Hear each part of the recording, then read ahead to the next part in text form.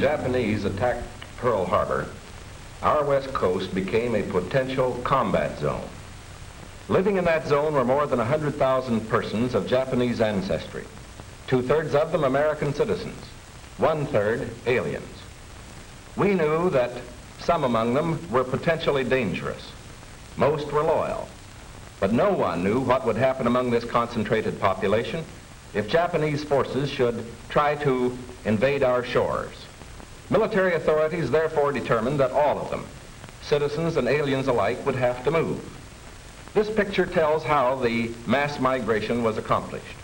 Neither the Army nor the War Relocation Authority relished the idea of taking men, women, and children from their homes, their shops, and their farms.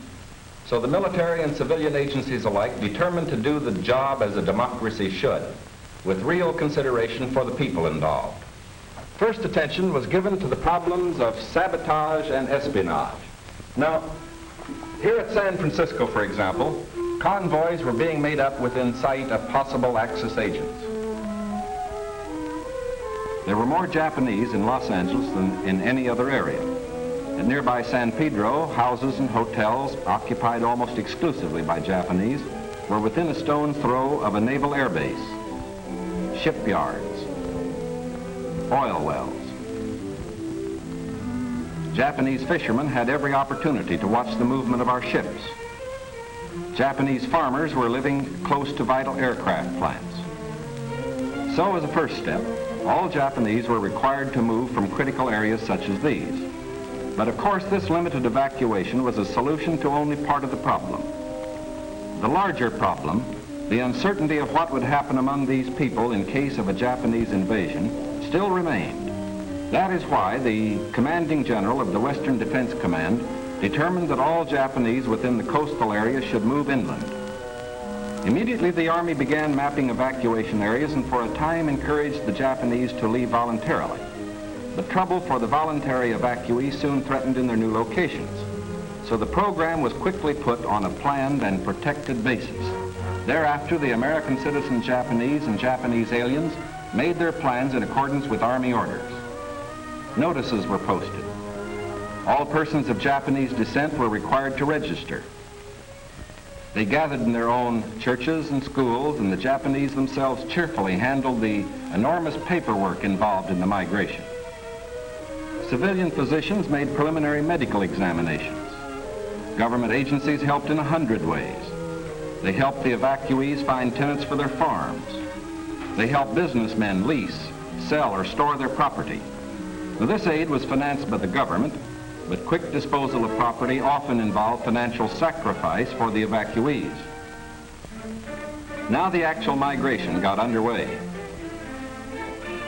The Army provided fleets of vans to transport household belongings and buses to move the people to assembly centers. The evacuees cooperated wholeheartedly.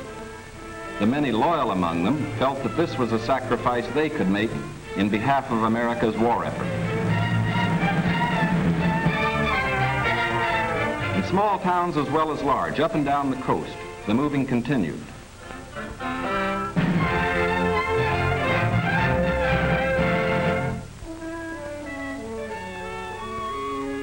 Behind them, they left shops and homes they had occupied for many years.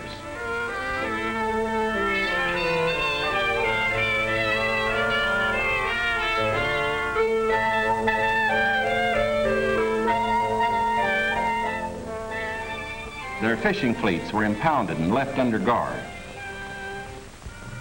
Now they were taken to racetracks and fairgrounds where the Army almost overnight had built assembly centers. They lived here until new pioneer communities could be completed on federally owned lands in the interior. Santa Anita Racetrack, for example, suddenly became a community of about 17,000 persons. The Army provided housing and plenty of healthful, nourishing food for all. The residents of the new community set about developing a way of life as nearly normal as possible. They held church services, Protestant, Catholic, and Buddhist. They issued their own newspaper, organized nursery schools, and some made camouflage nets for the United States Army. Meanwhile, in Arizona, Utah, Colorado, Wyoming, and elsewhere, quarters were being built where they would have an opportunity to work and more space in which to live. When word came that these new homes were ready, the final movement began.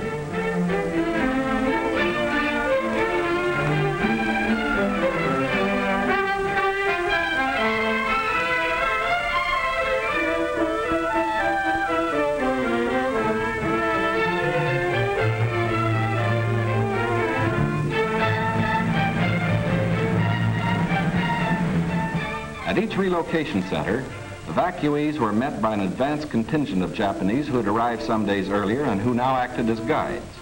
Naturally, the newcomers looked about with some curiosity. They were in a new area, on land that was raw, untamed, but full of opportunity.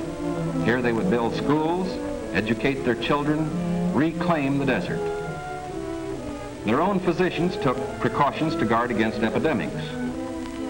They opened advanced Americanization classes for college students, who in turn would instruct other groups. They made a rough beginning at self-government, for while the Army would guard the outer limits of each area, community life and security within were largely up to the Japanese themselves. They immediately saw the need for developing civic leaders.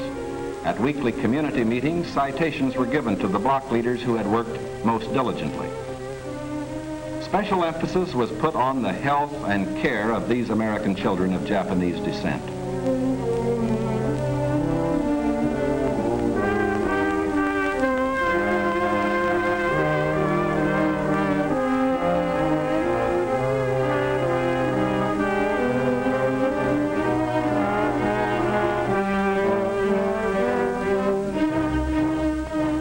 Their parents, most of whom are American citizens, and their grandparents, who are aliens, immediately wanted to go to work. At Manzanar, they built a lath house and began rooting guayuli cuttings. The plants, when mature, will add to our rubber supply.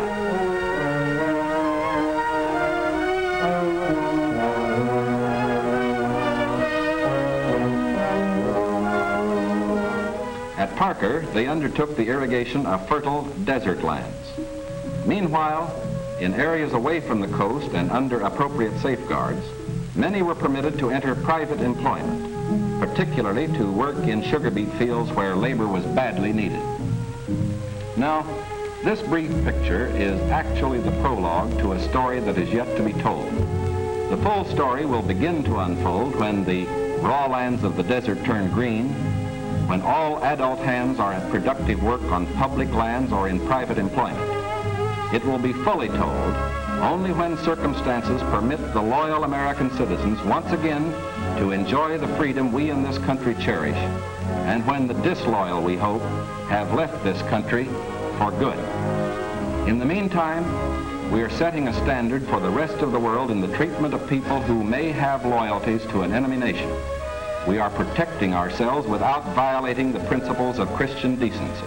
And we won't change this fundamental decency no matter what our enemies do. But of course, we hope most earnestly that our example will influence the Axis powers in their treatment of Americans who fall into their hands.